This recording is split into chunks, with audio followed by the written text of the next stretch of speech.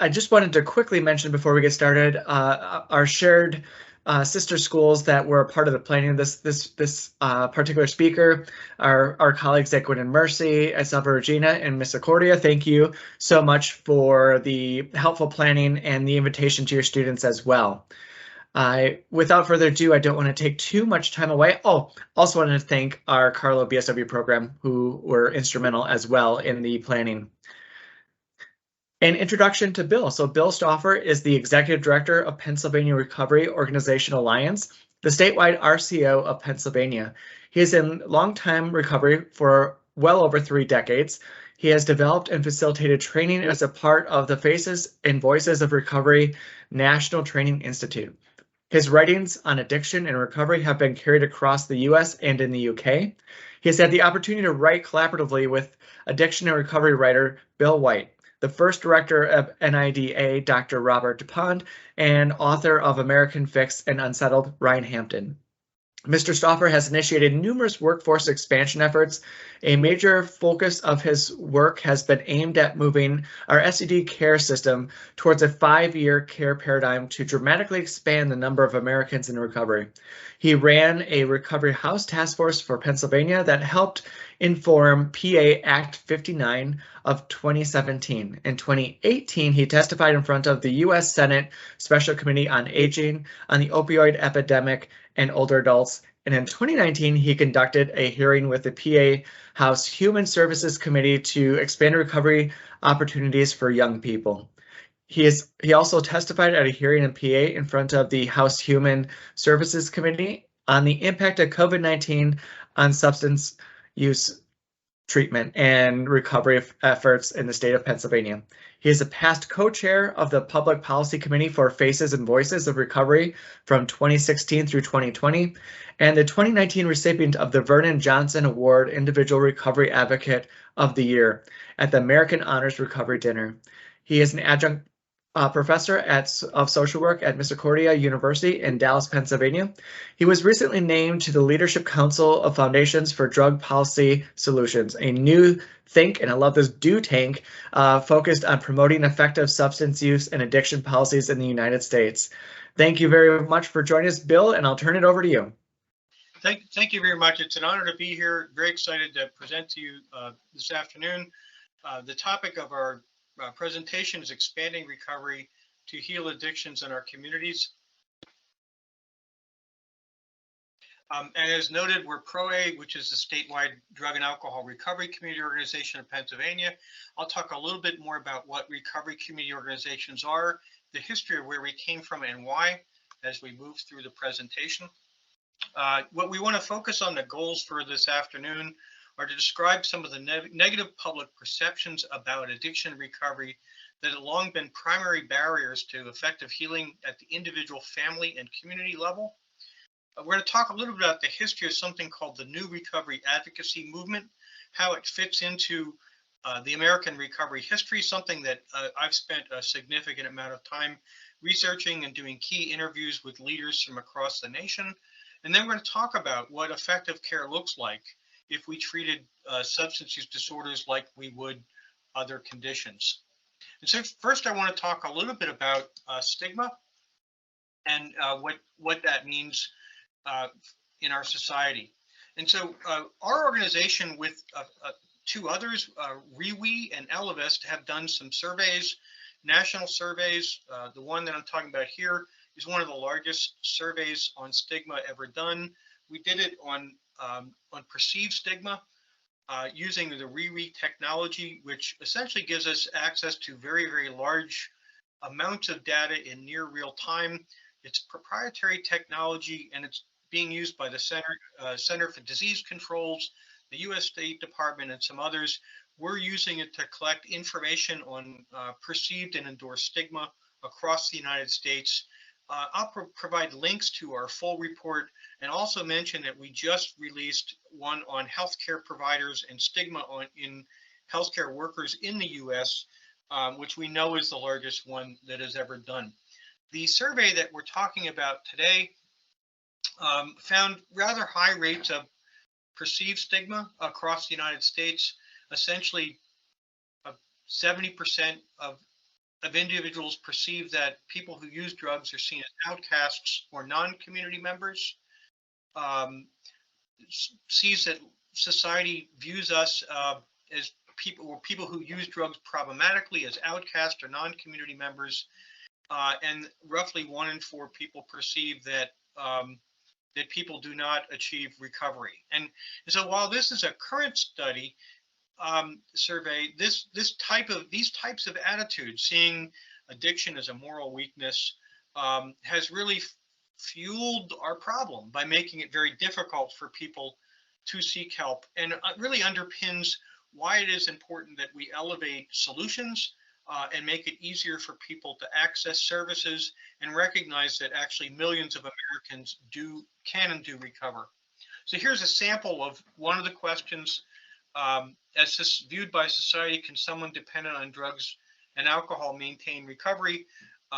With only roughly 1 in 3 persons believing that yes, we can and do recover, and 73% thinking the moderate, low, or no chance of recovery.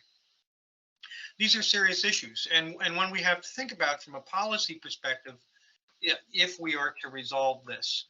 I'm not going to go into details. Our survey found rather consistent high rates of perceived stigma across the US. And here's a slide talking a little bit about how these negative attitudes in healthcare are important. Most people access care in the United States for a substance use disorder by accessing our healthcare system. When there are high rates of stigma, negative perceptions about people in recovery in our healthcare systems, it makes it hard to access care, which is why we focused some energy there as well.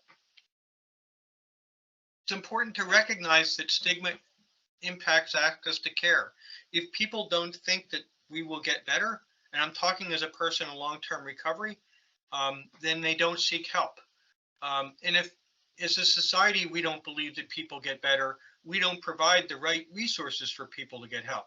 Now, having said that, this has changed somewhat in the last 20 to 25 years, and that's really one of the things that that we want to talk about here today, about where that comes from. And of course, these attitudes come out of factors of implicit bias. Oftentimes, people have these attitudes, and they may not necessarily know that they hold them. That they view someone who has a substance use disorder or those of us in recovery different, and therefore treat us different. And I, as someone in recovery, I've experienced it myself, and it's a common thing for people to experience.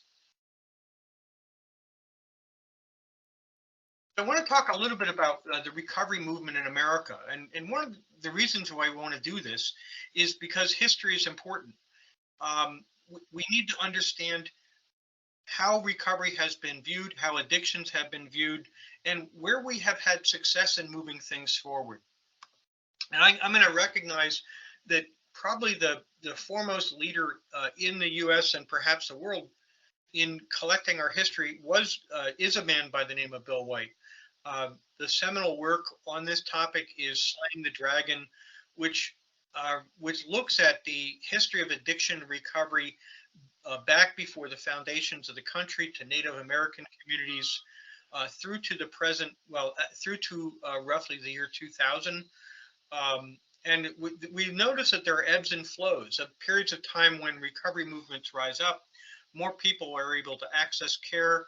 There's generally greater periods of time when there's a greater acceptance of recovery in American history. And then there are periods where that ends up moving in the other direction. And it's important to understand that so we understand what are some of the dynamics in play there. And so a lot of my work has been on looking at what's called the modern recovery advocacy movement and then the new recovery advocacy movement. And the modern recovery advocacy movement starts in the 1960s. Before the 1960s, and there are people I know who had to get into recovery before there were formalized services for addiction. And there are friends of mine who were offered lobotomies as treatment for alcoholism. Or electroshock therapy. There were no public services or publicly funded care in the United States before a man by the name of Harold Hughes, who was a senator from Iowa, openly in recovery from alcoholism, went to the U.S. Senate, and he started to have hearings in the late 60s and 1970s. All of our public funding, if anybody here is familiar with services in Pennsylvania that are publicly funded, those come out of this block grant that he helped create, that was part of the Hughes Act, which actually passed, for those interested, by one vote. It was a very narrow thing, but our entire service system was built on this model. What came after that in the 1970s was a period of very openness about recovery. In 1976, Hughes gathered people in Washington, recognizing that nobody's going to get help unless people are open about recovery. And so some of the notable people that came forward, Buzz Aldrin, Dick Van Dyke, Bill Wilson, Bob, founders of AA, came forward and talked about the fact that people can and do recover. There was a large recovery event called Freedom Fest in Minnesota. In some of the links that I have, there's actually footage of some of these things if people are interested. But public perceptions began to change. It became easier for people to access care, and we started to form a treatment system in the United States. It came out of the efforts of the recovery community. That began to change in the 1980s, and even in our more recent work, we can see that this view that people who have substance use disorders are somewhat different ends up coloring our views on people who have substance misuse issues. And so in the 1980s, when stimulant use increased, and for those interested historically, in the 1970s, we actually had a bit of an opioid epidemic that then was replaced by stimulant use. And also something to recognize is that through time, often there are different drugs of misuse that tend to rise to the forefront, and they tend to go in cycles of opioids and stimulants. I mention that now because it seems like we may be moving back into a stimulant phase. And it was during one of the last phases when this occurred that we started to get this attitude of get tough on crime and get tough on drug use. The idea that we could incarcerate our way out of our drug problem. And what happened to that recovery movement that I had mentioned earlier is it became very difficult for people to talk about recovery if it's being presented as an issue of morality or legality. So efforts to normalize recovery were stifled in this period of time. What came next was a number of things. Managed care came to be.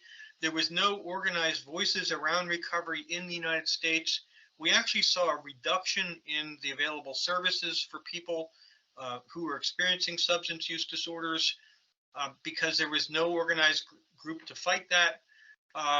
And we sort of moved backwards. And this was recognized in the national recovery movement. There were fewer people in the substance use field who were in recovery, who were understood the culture of getting people into recovery, and efforts to move forward and to normalize recovery, which, by the way, addiction affects something like 1 in 3 American families. This really is something that is widely experienced, but the stigma against it, we treat people who have it as other, or people who have some sort of a moral failing, and that really has made it hard for people to get help. So this new recovery advocacy movement that came out of this was actually an effort to move things forward, as we saw that what was happening in the U.S. with the large-scale incarceration of people, services that had gone from long-term to short-term. In this period of time in the 90s, we lost about half of our residential treatment beds in the US. They were not replaced by outpatient beds. So people were getting very short stints of treatment with no services after that. I worked in this era, and one managed care company told me to send people to an NA meeting instead of funding the care, and that was not uncommon during that period of time. So what came out of that is a couple things.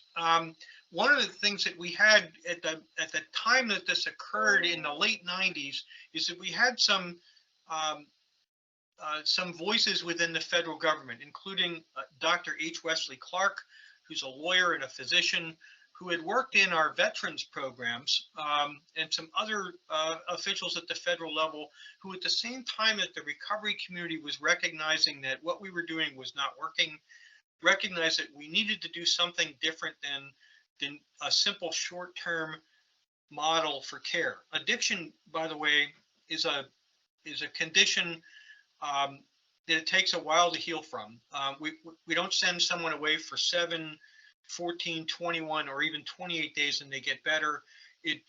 We may be able to stabilize people in that period of time, but it really takes a while for people to get better, and they need to be nested in community. People need support in community to help. Well, what came out of this, out of SAMHSA, was Recovery Community Support Project, which was to start to gather the voices of recovery across the nation together to focus on how do we develop recovery in our communities.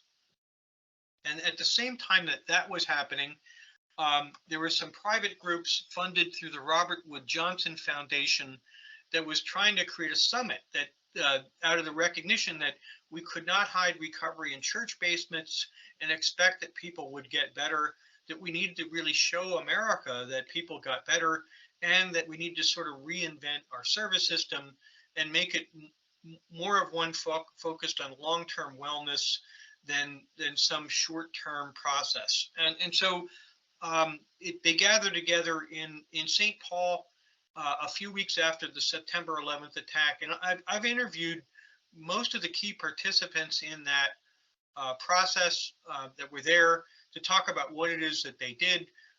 It was a tremendous event where people came together and recognized how much common ground there was with these individual recovery groups across the United States, and the need to come together and focus on a plan to get more Americans in recovery.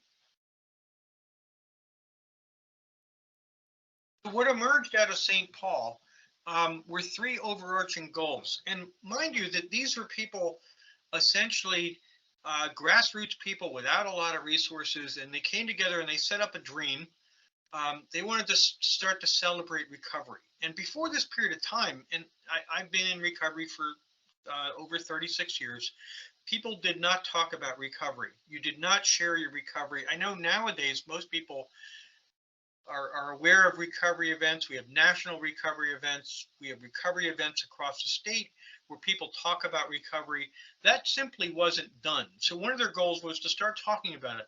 The second was to foster skills so that communities could be prepared to provide support for individuals using multiple pathways of recovery. That the idea that everybody had their own recovery journey, and that we had a lot of common ground, and we needed to create a space for people to recovery in our communities across America, and then to produce principles, language, strategies, and leadership to move this forward. So this group of people came up with that. And as I've noted, what has come out of that is they have achieved their goals mostly. And it's a result of them coming together that we were able to do so. So the idea of celebrating recovery, I can tell you from having lived through this recovery movement, that when I'm open about my recovery journey, people come forward to me and want to learn about recovery. It provides people an opportunity to share about having substance use disorders with dignity and recognize that there is hope. So thousands of lives have simply been saved by the fact that more people are open about recovery and we're not hiding it. There's also been a process of advocating for our needs. Substance use is a significant issue. It's a complex condition, multifaceted, And recovery from it, like I've identified, means changing a lot of areas in one's lives, reforming ways that ones do things, establishing connection to community. And our old model, this model of sending someone away to a rehab, they go to the rehab, they come back with a coin and they're fixed, really doesn't work. And that we need to set up longer term processes. And there has been some success, and I'll talk about that a little bit later in the presentation as well. And then developing a national voice, recognizing that there still is a lot of stigma and discrimination against people who have substance use disorders. It's not experienced equally either. As a white male, I experienced the discrimination differently than, say, a Latino female. And recognizing that we needed to have a collective voice was important. And what came out of this was Faces and Voices of Recovery, which is the first national recovery organization. There are many others, but one of the success stories that came out of this, just to share briefly, is that there's this act called the Mental Health Parity and Addiction Equity Act. And mind you, prior to this, moving federal legislation to support recovery or addiction was something that had not really occurred much since that time in 1970. So it really took a lot of effort. And this was a bill by a guy named Patrick Kennedy, and was not expected to go anywhere. I've talked to Patrick, and he would say that members would talk to him privately and say, "We support your bill." People would be open about addiction within their own families, but they were ashamed to talk about it and say, "I can't support your bill. What will people think of me if I come out in support of helping people with addiction?" So there was that level of stigma, even within our own Congress. And so it took the national recovery movement to move that forward. And one of the things that happened is it did not look like it was going to move forward. And the recovery community in the U.S. got word of this, and we were putting 10,000 calls a day into the Speaker of the House office to move this bill forward. And again, this particular bill is designed to create parity between services offered for people with substance use disorders for other conditions. And it largely has occurred because the recovery movement and the people that came together to change that. Like any movement, there have been challenges, and this guy named Bill White that I had mentioned earlier is someone that has documented most of our recovery history. And in 2013, he talked about the importance of any kind of movement.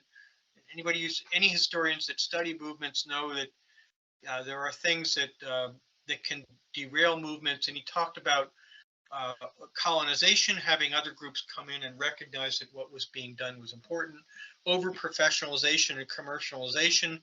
And a lot of his information about this had come from his work looking at recovery movements going back to pre-revolution in the United States. That these are the rise and fall of these movements come from these processes where instead of having a message that supports everybody, that message gets derailed, or it becomes a way for some to make money, things like that. And so one of the things that I'm presenting this history across the United States, I've been able to do it in a number of different states, is to have our communities think about how do we avoid that type of process, so that the work that's being done to recognize recovery, legitimize recovery, and to support more of our family members across the United States getting into recovery is something that could move forward. And teaching our history is vital to make that happen. So then, beyond our history, we want to think about what do we do for the future. So the kinds of things that have occurred over the last 20 years, and to envision a bunch of grassroots people without a lot of resources getting together in the year 2001 in St. Paul, Minnesota, and recognizing that we just had to do better. And they came up with a plan, and they just started to act together and figure out ways to do it. And I have to tell you, it has worked. We have moved recovery forward in many of the ways that they had thought. But then what do we do now? How do we teach the new generation about what we learned in the last generation? And then how do we move that forward? What is that next vision that brings people together? And I don't pretend to have the vision. I've talked to a lot of people who came, who set up the new recovery advocacy movement, and I got their thoughts on it. I also want to make sure that people know I will share um, at the end documents that include both of our stigma surveys and the interviews that I did with many of the people in this movement, and they thought about how we move forward. And one of the things that was important for them was learning our history, and then making sure that we figure out ways to come together. So there have been some blueprints on how to do that. One of them is the Surgeon General's report um, that came out a number of years ago that focused on alcohol, drugs, and health.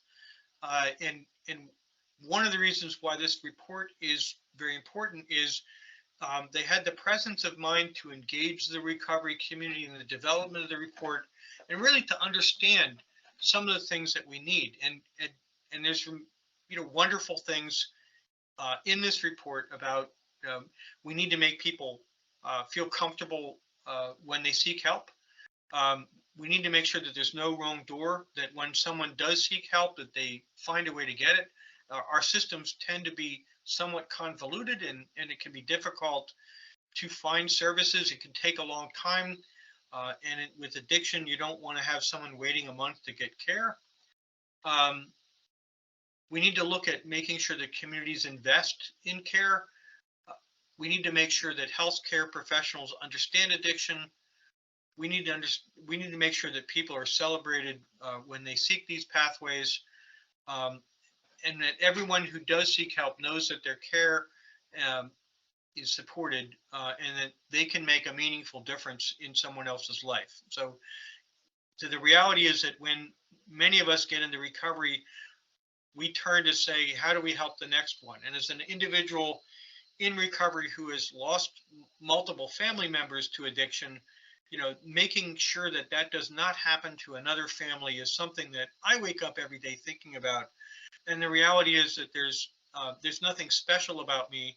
Many people in recovery get very invested in this work because they don't want to see that happen to other people's families as well. So we have recovery affirming language. The center, the Substance Abuse Mental Health Service Administration in Washington is renaming itself to get rid of the word abuse, because we recognize that word can be stigmatizing. We don't refer to people like me as addicts anymore. I'm a person in long-term recovery. Someone who has a substance use disorder is a person experiencing substance misuse or addiction. We started to change our language, recognizing that the words that we use matter. There's been a lot of research done on this. That came from the recovery community. Supporting recovery-oriented systems of care, recognizing that communities have the resources. The communities can help heal themselves, and one of the things that we need to do is to get resources to communities so that they're able to support their own members is important, and something that there has been some success in doing. And then this idea of celebrating recovery, recognizing that recovery is all around us and people can and do recover. This is important to recognize that despite all of this work, there are still high rates of stigma about addiction and recovery in our society. We have come a long way, but we also have a long way to go. When I got into this work 30 plus years ago, there were very limited services. You had residential care, detox, outpatient, and this thing called intensive outpatient, and that was about it. Nowadays in America, because of our work, because the recovery community, because voices of people in recovery have started to say that the things that we had were not meeting our needs, and that changing the way that America thinks about and responds to addiction is perhaps one of the most important things that we could do. We've developed a lot of different things, peer mentoring and peer coaching, having people with lived experience help others along that pathway.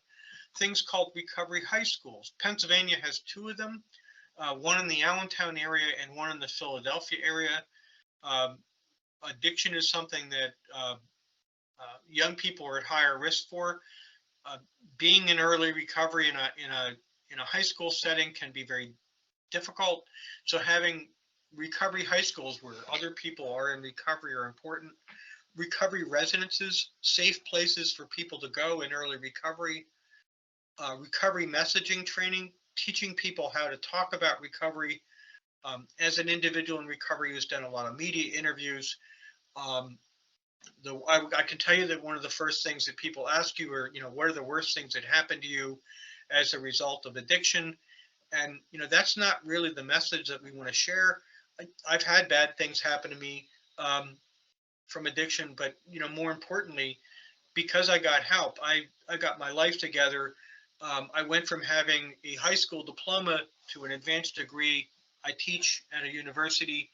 I support my family, and I'm involved in my community. And that really is the more important message than what happened in the depths of addiction. So we're teaching people to talk about the hope and the purpose and the healing of recovery rather than the worst things that happen to us, to move us out of that focus on addiction that we've had, that people have a moral failing.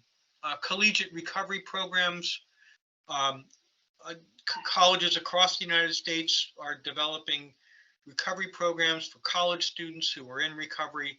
They have recovery dorms. We have recovery community centers in communities across the U.S. It's something that's taken off here in Pennsylvania as well. Action-based recovery events where people do things instead of just going to meetings, as most people would think of recovery. You can go hiking or biking, or engage in book readings and other things. So changing, creating community and things that bring people together in connection around common interest are things that are happening. Native American recovery support services are an example of a guy named Don Coyas and White Bison have created ways to take recovery to Native American communities. Faith-based recovery programming is something that has happened. Secular recovery programming for people who may not be faith-based. Recovery-friendly businesses, so that people in recovery want to support businesses that support them, are things that came out of this recovery movement. And it can be just the start of what we do.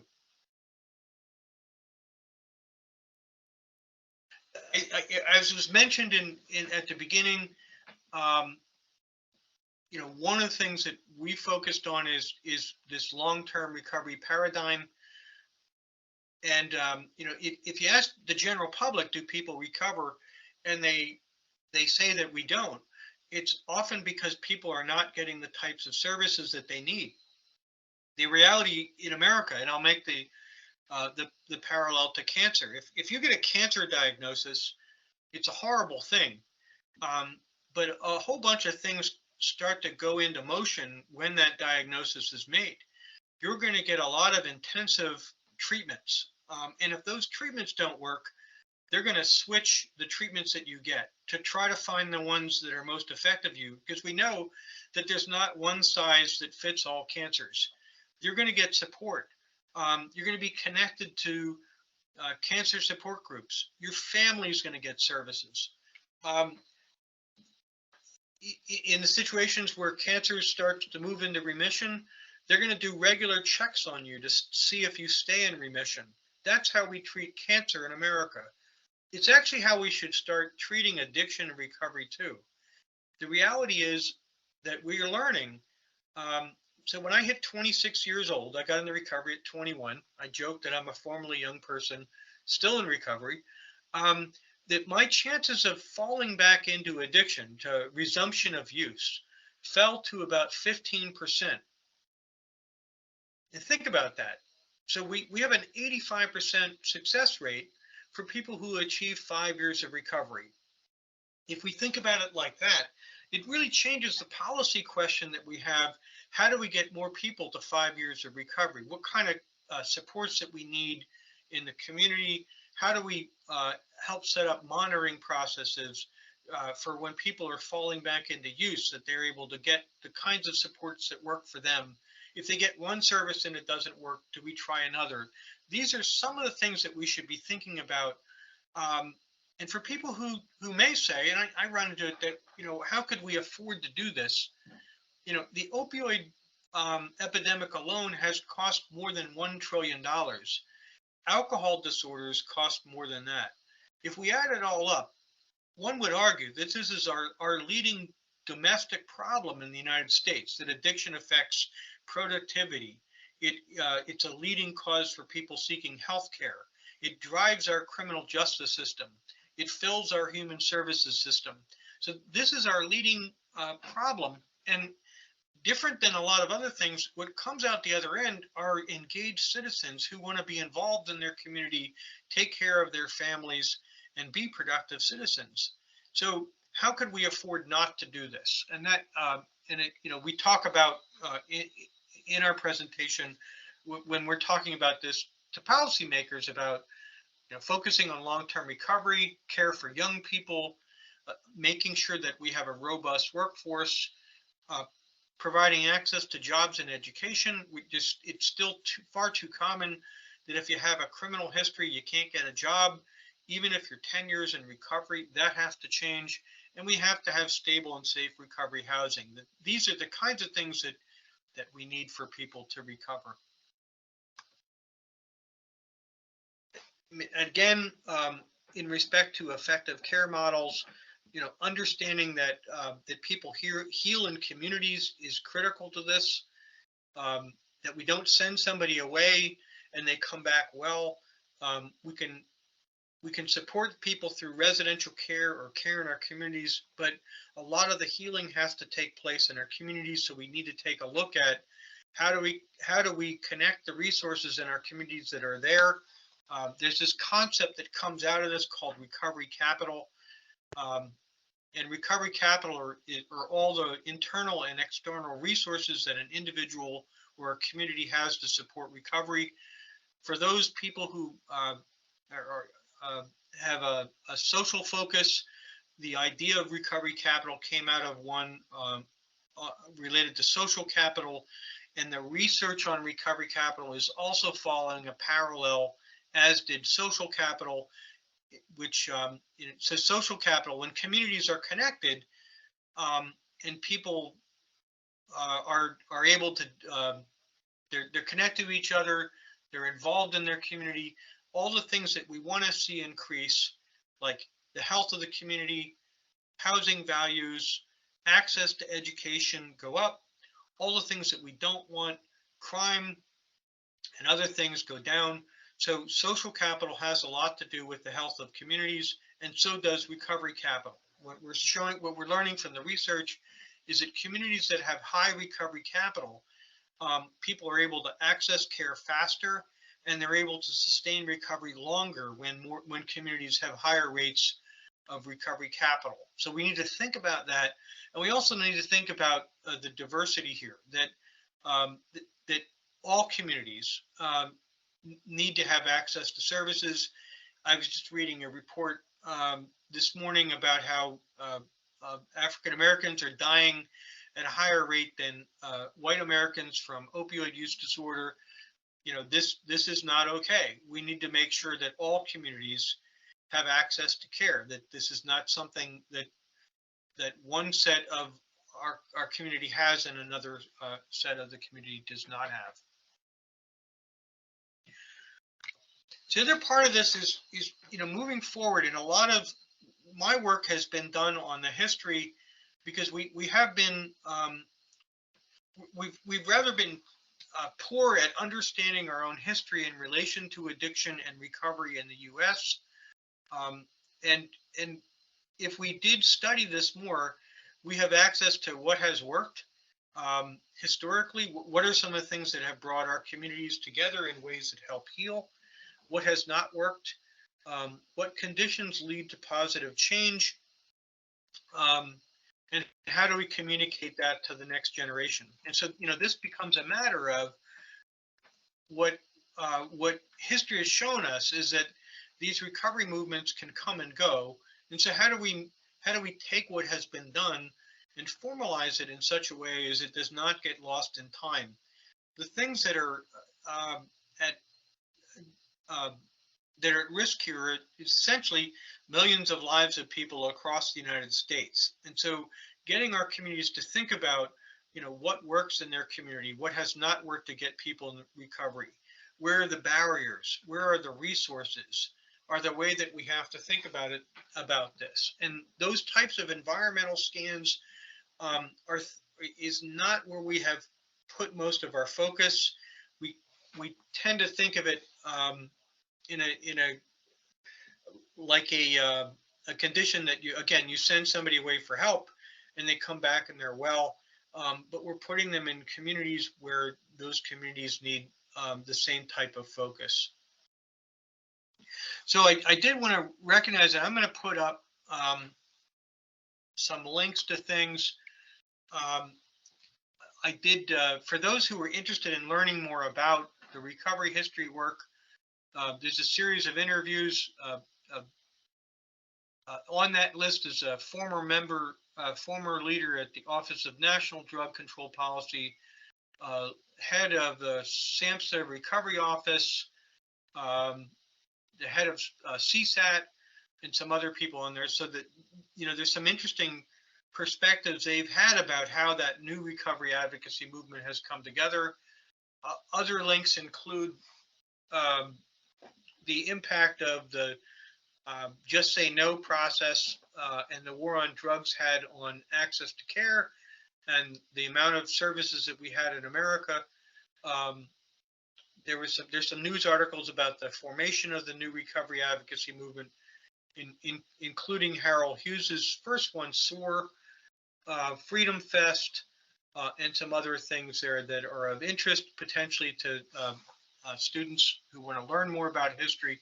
But beyond that, how for those who are interested in this topic, what is the history of your own community, and what has worked and what has worked and what has not worked becomes important, because just like individuals, communities have their differences and similarities as well. So we need to make sure that that we were able to take information about what works and what does not work and individualize it to each of the communities served. I want to also share in the chat box, I've put up a link to that document that you're looking there.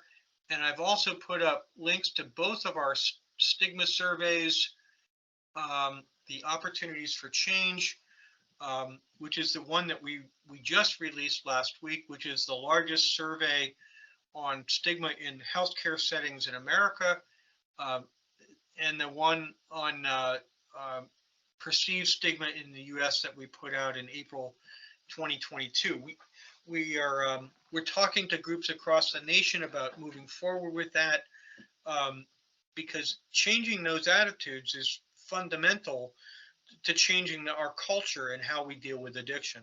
And again, if 1 in 3 families, as we know, experience a substance misuse issue, figuring out ways to support wellness in those families becomes critical.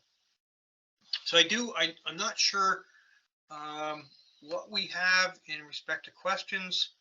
I did want to open it up a little bit. I could expand on some of the issues. I didn't. Here's also the credits here. I wanted to make sure that we had time for some dialogue here.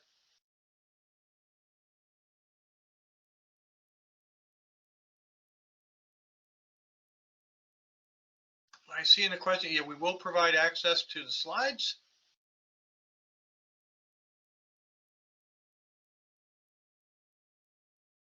They're just questions in the chat box.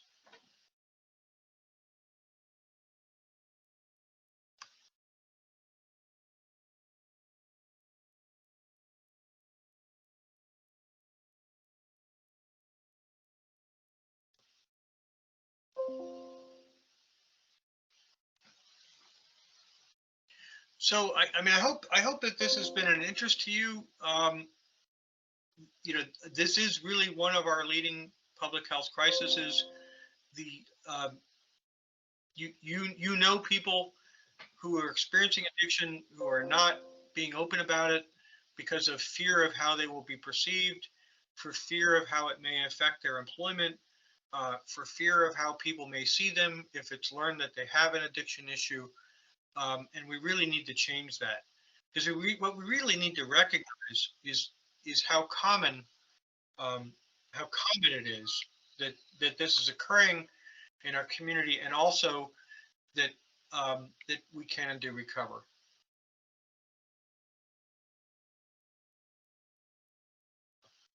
So I'm seeing a question here from Caitlin. You spoke briefly about the fluctuations in past approaches. Do you see recovery continuing as the primary focus of the future of treatment and support?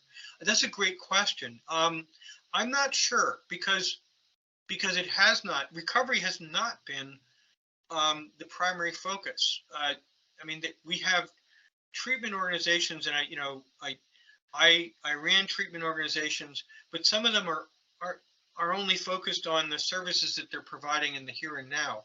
So the focus on recovery is larger than that, and extends beyond short-term care. So we actually we're going to need to shift the focus there before we keep it there. But it should be, when we think back to that idea of cancer. The when a person gets to 5 years of remission, that's the thing that everybody's shooting for. It's not the individual service that an individual is receiving for cancer. It's, we're going to do all these things, and we're going to support and stick with you 3 to 5 years. That's what we need to change. How can colleges implement recovery and housing communities? There's an association of collegiate recovery, and I don't have the link here, but I will provide it. There's a national group that helps colleges think about that. I can tell you, as a person who got into recovery at 21 in a different era, that I actually, all colleges have substance use going on in it. It's something that young people do, but it was a particularly dangerous thing for me. So I actually had to avoid a lot of the college experience to stay in recovery. And so the collegiate recovery is about creating places that are safe for students to do things together. And it's a pretty cool movement. In regards to support recovery-friendly businesses, records and history of drug use. So there's also recovery. There are also resources on recovery-friendly businesses, and there are also resources on people clearing their records to make it easier for people to get jobs and not have their histories held against them. And to its credit, the Wolf administration had done a lot in that regard. We're hoping that those things move forward as well. And those types of things are happening across the U.S. as we're thinking about, making sure that people can clear their records. So I'm going to make a note also to provide resources there. I see Dr. Dickinson asking a question about medical school and pharmaceutical school education. Dr. Dickinson actually originated the first impaired pharmacy program in the state of Pennsylvania. I know him well. The question he raises is that we're not providing enough education in medical schools. We're still at a point where very little education is done on addiction in schools, and we need to increase that. And we need to make sure that healthcare workers, see that we can and do recover. Oh, thank you. Somebody put up the Collegiate Recovery Association for me. Thank you, Will, for doing that. Appreciate it. Did I miss any questions here?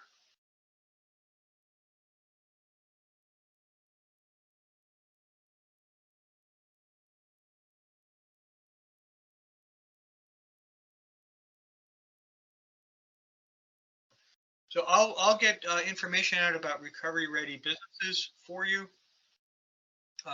so that you could pass it on.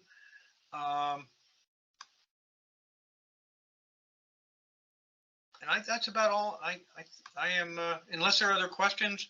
Sarah, do you have information about the continuing education? Looks like there's one Oh, final question from Chance, and then I'll have Sarah put in the information to get CEUs. Yeah, so we have done advocacy on the state level. A lot of those hearings that we've held, the idea of expending resources on recovery community are things that we have done. You know, in my bio at the front, you know, one of my 2 areas of passion would be young people, and calling attention to the lack of resources and supports for young people in recovery is something that we did with a hearing in front of the General Assembly in 2018. And then older adults, actually, we're seeing increases, dramatic increases in substance use in older adults, and Senator Casey had me down in Washington to do that. But we're doing advocacy work and education on both the state and federal levels.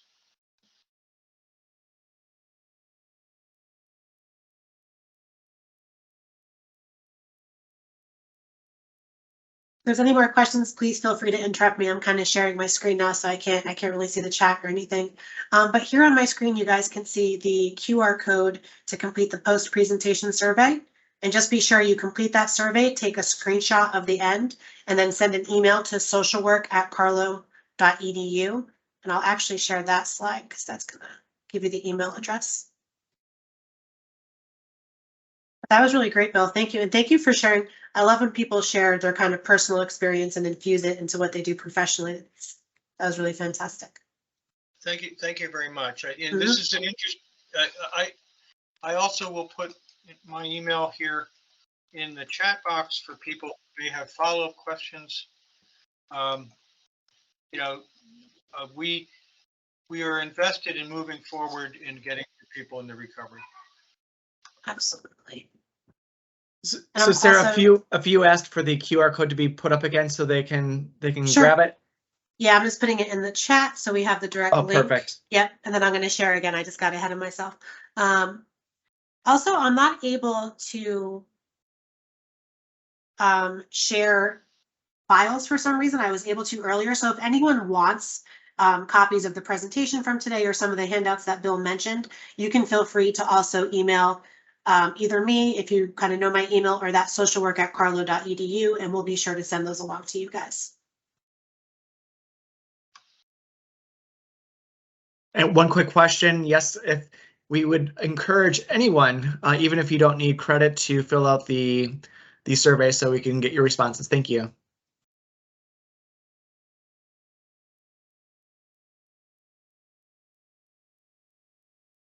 Thank you again, Bill. We will keep the chat and this open so the link is available to folks, but feel free to sign off and enjoy the rest of your evening. And we encourage you to continue to return to our ongoing series.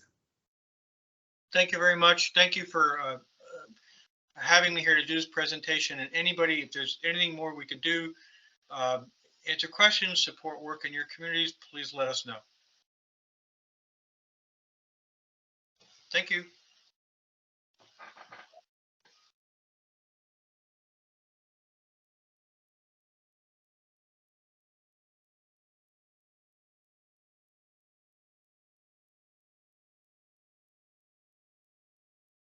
So we'll just leave this up for about a minute longer and then we'll go ahead and close out for everybody.